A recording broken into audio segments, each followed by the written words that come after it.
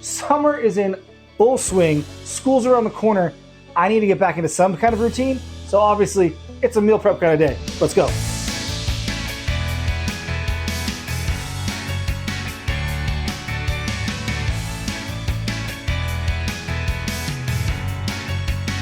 What's up, everybody? Welcome back to Chronicles of a Chef. I'm Scott Hamilton, and this is my budget meal prep series where I give myself $30, try to make delicious meals for the rest of the week. I already hit the store and I hit the jackpot.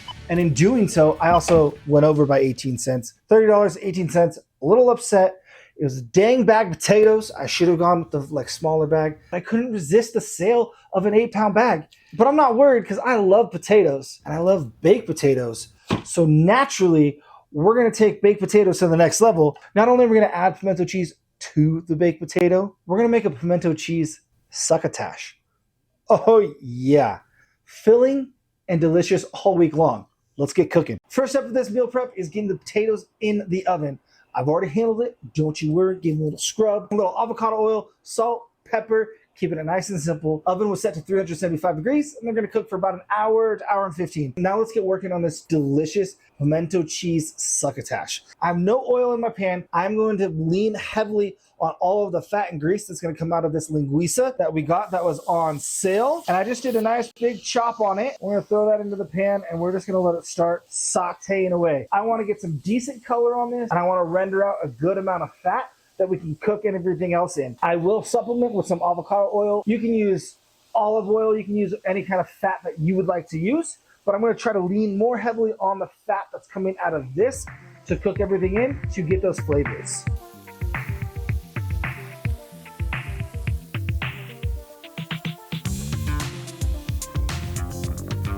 That's the color we're looking for.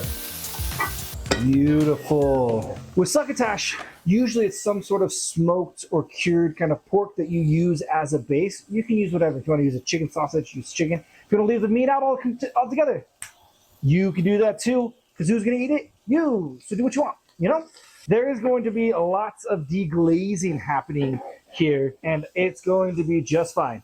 I know, the pan looks like it's crazy. It's a stainless steel pan. Things are gonna stick, things are gonna happen. It's just giving us flavor to work with later on, no stress. All right, I'm liking this. Oh yeah, this is gonna be delicious. I'm gonna throw this down here.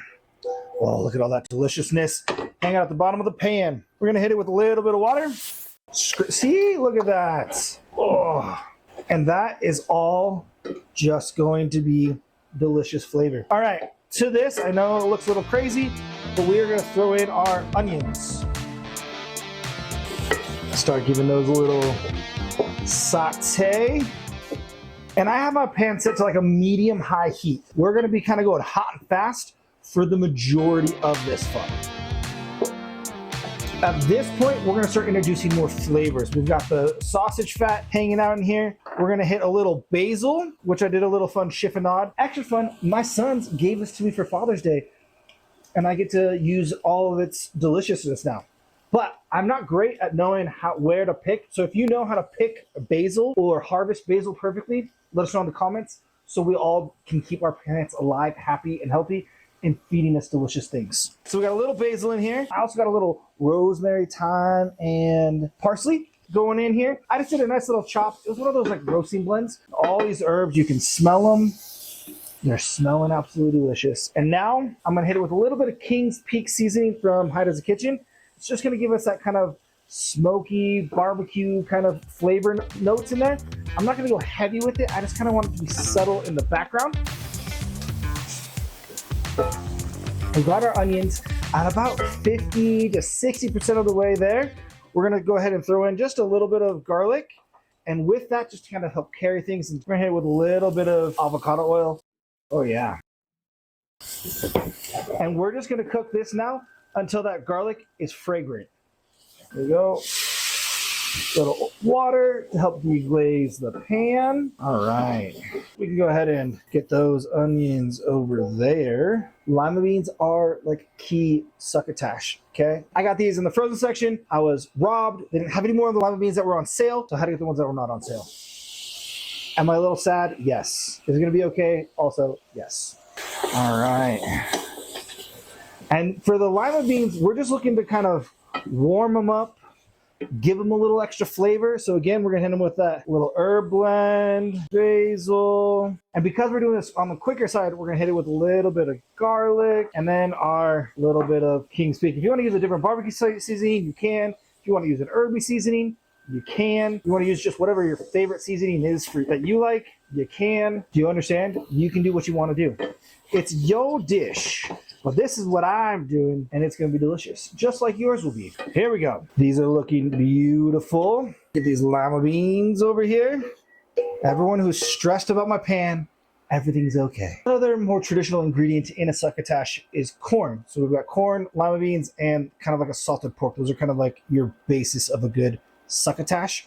And then herbs, and then kind of what's in season, what's around, all those kinds of things. I did a mixed bag. I had somebody in my comments talking and asking me about how to work with frozen veggies. And one of the things is to understand that the water on these guys froze, and then, which means they expanded. And then that means that they shrunk down and leaked out extra water from the freezing process. So using them in things like this, where you can cook them to more al dente, so they can still have a crunch, so they can feel better, is a great way to use your frozen veggies.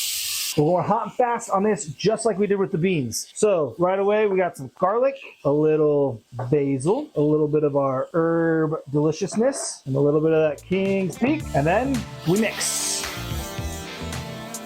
So I'm not gonna add water to this one because these are still pretty frozen. There's plenty of water coming out. We don't need to add more water to this situation.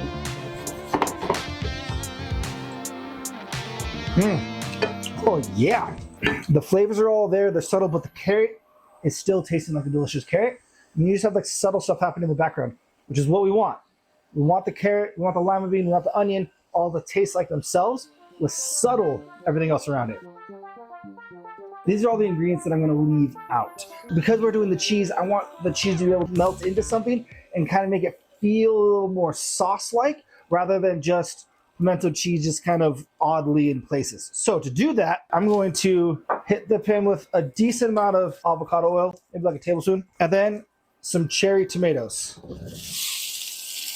I would have done other tomatoes, but these were the tomatoes that were on sale, so this is what we're working with. And I'm going to turn my pan all the way high. I want to kind of blister these tomatoes because I want them to start popping and releasing their juices to kind of give us a base for a sauce. I'm gonna throw in some artichoke hearts. I gave them a good little rough chop all the way through, and these were on sale, and I'm like, never had artichoke hearts in a dish like this. I think that they could be good. Kind of mushroom and meaty-like. It kind of adds a little bit of another meat texture, and they're on sale for like $2.75, so you know I had to.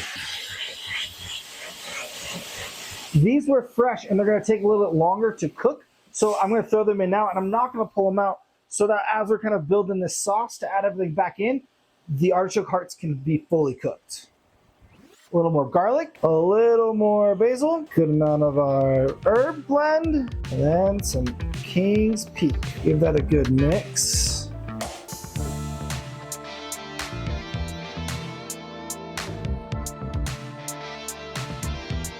Our tomatoes are starting to split, which is great. That means that they're ready to start kind of releasing their juices. So I'm just gonna start smashing those tomatoes with the split skins. Kind of give it a good mash. Doesn't need to be perfect. Ooh, there's a squirty one. That's gonna release their juices and start kind of building this light, delicate, ultimately cheesy sauce.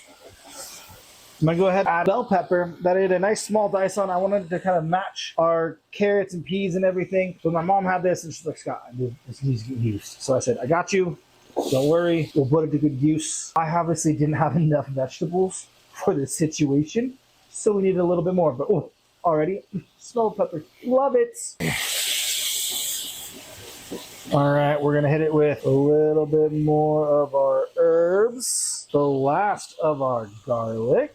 We're gonna do a nice little sprinkling of High Desert Kitchen. I think all in all, I probably used about a tablespoon to a tablespoon and a half of seasoning. Drop all these guys back in. Ooh, look how beautiful. So many delicious colors. Let's give this a grand old try. Try to get as much of everything as we can. Hot. Woo. Oh yeah. Winning. I had that container of pre-made pimento cheese. I took half of it.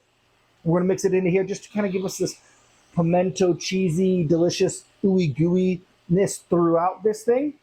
And then the other half, I figured I could do little spoonfuls onto the potatoes instead of like a sour cream or anything like that. Pimento cheese. This is like loaded baked potato to another level. Dots just connected for me. Look at that pimento cheese going in. Love it. And at this point, I'm gonna hit it with the last of our rosemary, thyme, and parsley mix, just because we want those herbs to kind of cook up a little bit, especially the rosemary. It's much better slightly cooked than it is raw. Is this a traditional succotash? Absolutely not. Is it going to be absolutely delicious? Absolutely yes. Let's give this another try here. A little bit of everything. Oh, I love that. That little bit of pimento cheese just was able to coat everything.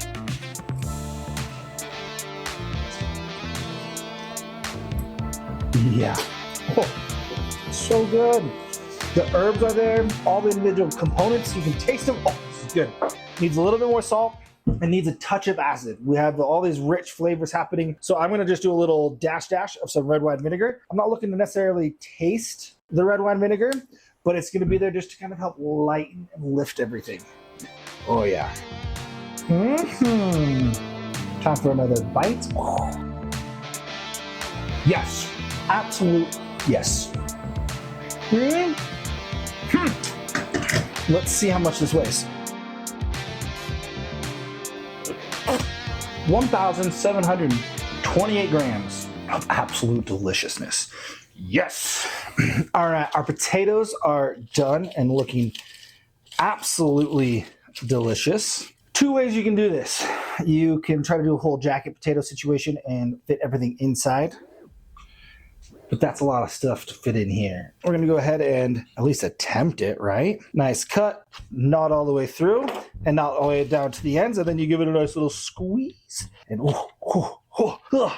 does it burn your hands? Yes. You wonder how you get chef hands? That's how you do it. We're gonna give this a nice little mash. We got our extra pimento cheese here, and it said that 2 tablespoons was a serving. I think that they're lying, but we're just gonna do 1 tablespoon just to kind of see how it feels. We're also, because it is a potato, gonna hit it with some salt and a little pepper.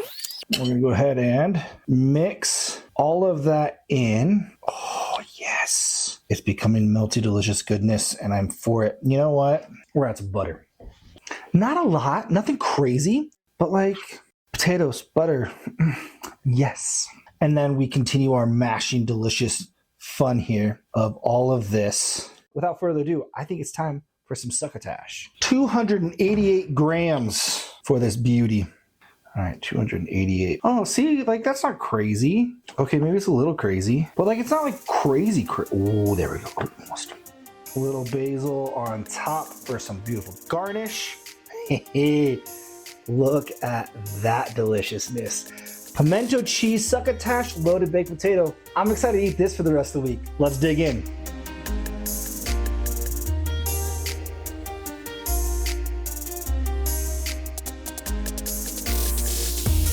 Let's dig in on this deliciousness. I think we have a winner because the succotash was delicious. The pimento cheese in the baked potato, also delicious.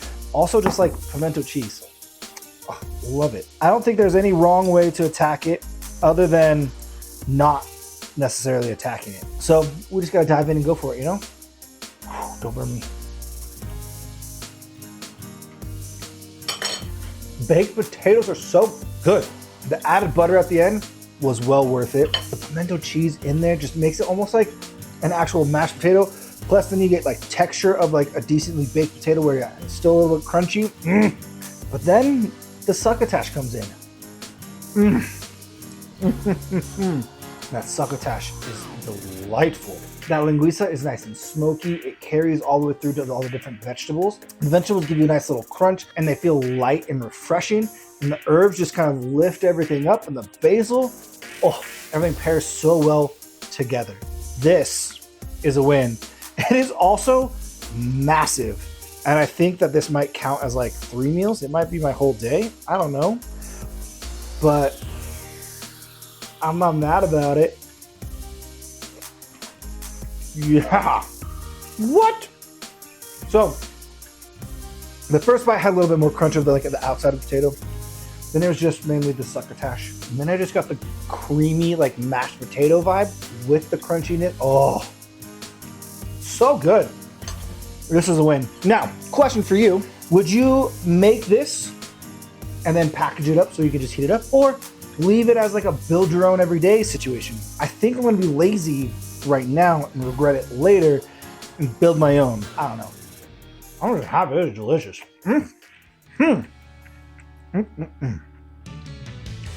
So good. Thank you so much for watching. This meal prep turned out absolutely delicious. If you like these kinds of videos where I'm making meal preps or I'm diving in my freezer, making something delicious, because food can be delicious without being stressful, like, subscribe, do all those fun things, and hit the bell for notifications. I post videos weekly. We'll see you next time. All week. I get to enjoy this all week. I'm winning.